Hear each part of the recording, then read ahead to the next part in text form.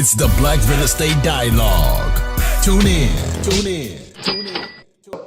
Something that people are talking about a lot, something that is very popular, which I'm sure you know a whole lot about, is Airbnb.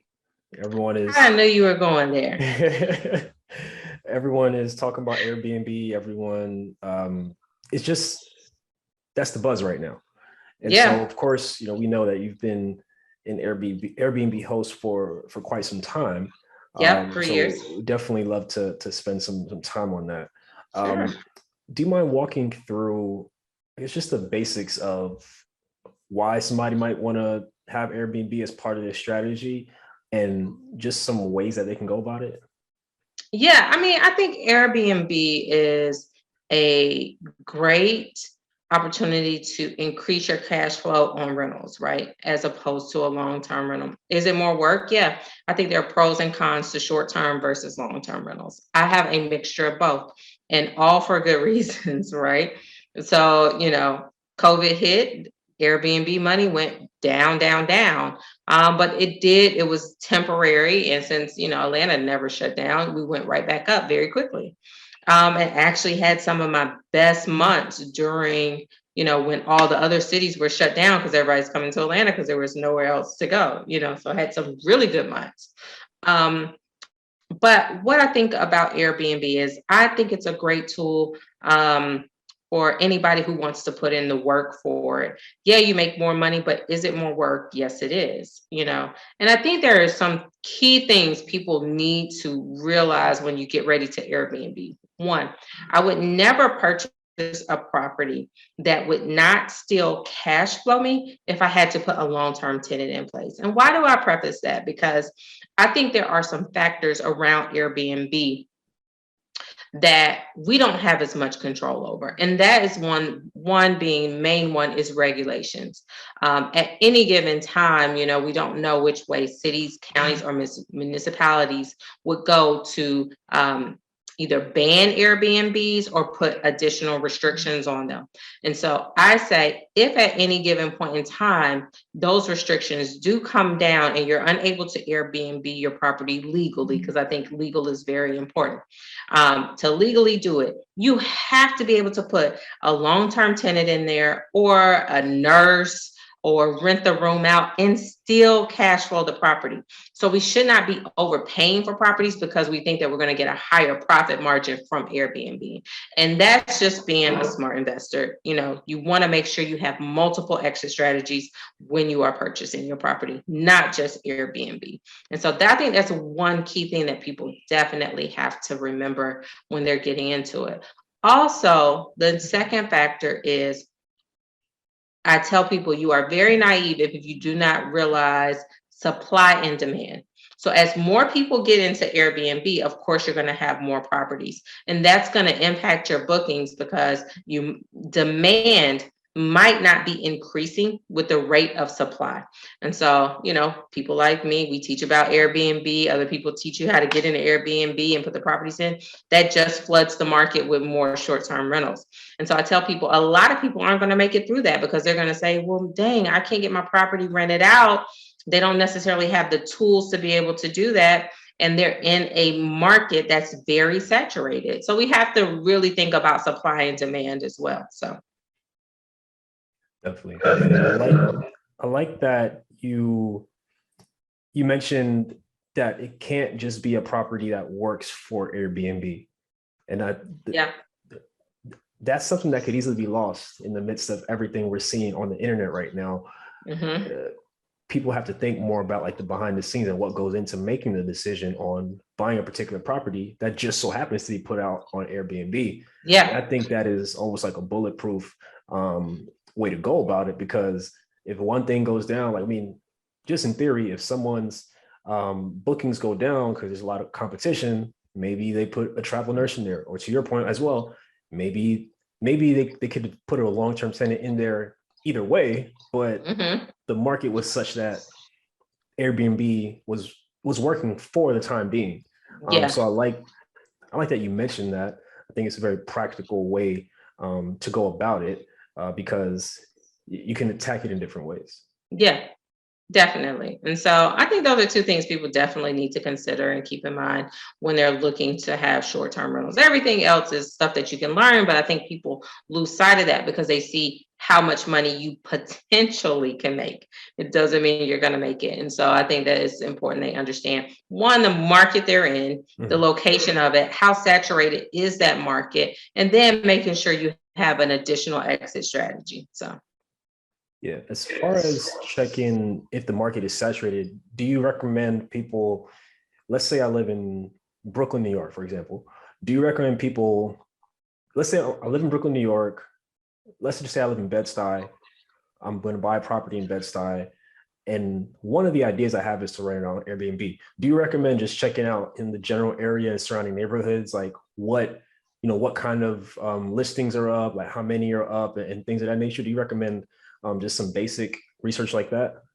Yeah, of course. You definitely need to do the research on the area that you're looking to short-term rental in. How many units are already renting? What is their occupancy rate? How much is their average rent for? And there's a lot of tools out there you can use to do that. I'm not going to name them because they're not paying me any money, but there's tools that you can research that will give you all of that basic information about the Airbnbs, and you'll be able to see properties within the proximity of yours, how much they're renting for. You can see their occupancy rate. You can also track crime there. You also, here's one key thing, you need to understand what your ordinances are in that county. There are so many people that have told me like, oh, I want to Airbnb something in College Park. Well, College Park, Georgia. Okay, well, historic College Park doesn't allow Airbnb. So you need to do your research and find out and make sure that where you're looking to purchase something or Airbnb, they actually allow it. To find out about what the process is to have to register your Airbnb with the city, what the ordinances are, because I know Atlanta has just passed one where now in actually city of Atlanta, you can only Airbnb your primary residence plus one property. And so there's ways around that, but you need to know what those things are. Does it have to be in an LLC? Should I put my property in an LLC? Those are all the things that you need to research prior to stepping into this space. Love it. What are your thoughts on cities putting in these regulations, limiting or quite frankly, eliminating Airbnb? What is your opinion on that? I do not at all think that a city should be telling someone what to do with the property that they purchased and owned. And that's just that on that. You shouldn't be telling somebody what they can do with the property that they actually purchased and pay taxes on. Prior to that, they're paying their taxes. You're getting your money. I don't think, and they're not disturbing neighbors and people around them. I don't think you should be regulating what somebody can do with a property that they own.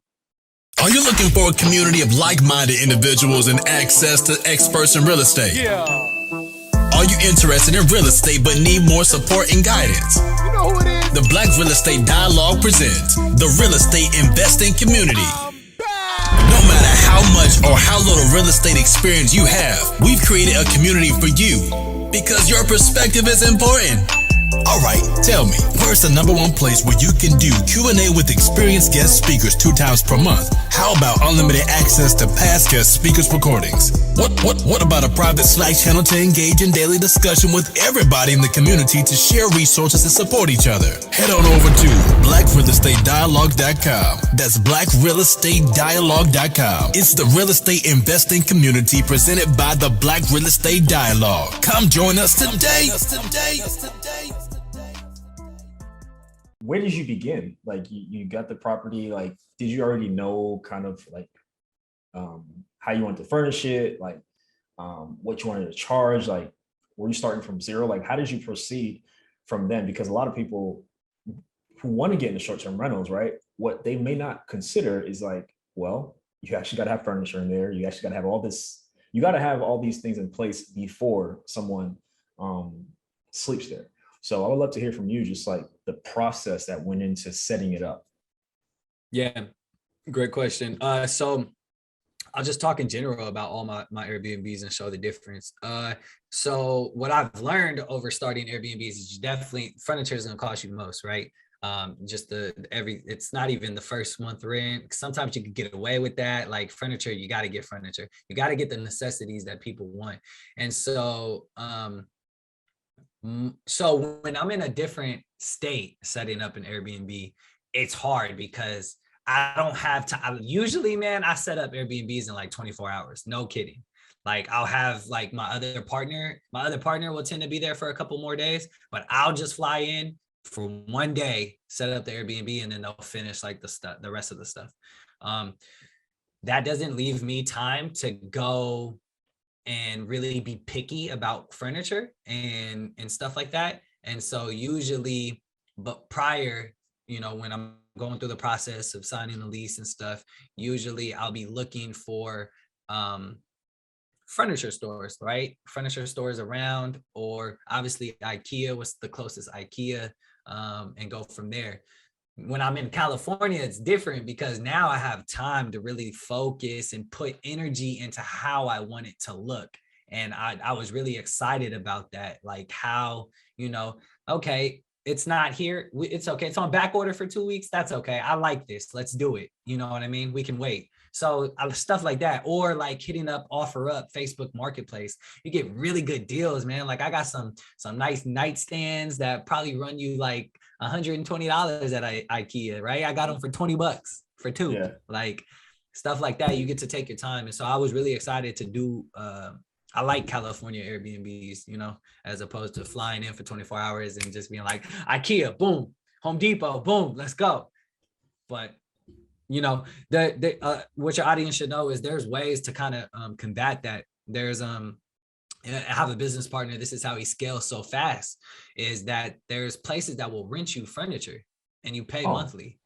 And so, and if you're a student or in the military, take advantage of this because they give you like half off, maybe 80% off of their monthly price. So instead of it being like, this is random, I don't know, but instead of it being like $300 to rent furniture for 1 bedroom, living room and a dining room, it's going to be like $119 for military and students. So if that's something your audience is looking into, definitely look into that. I have a list of some cool companies, so they can hit me up.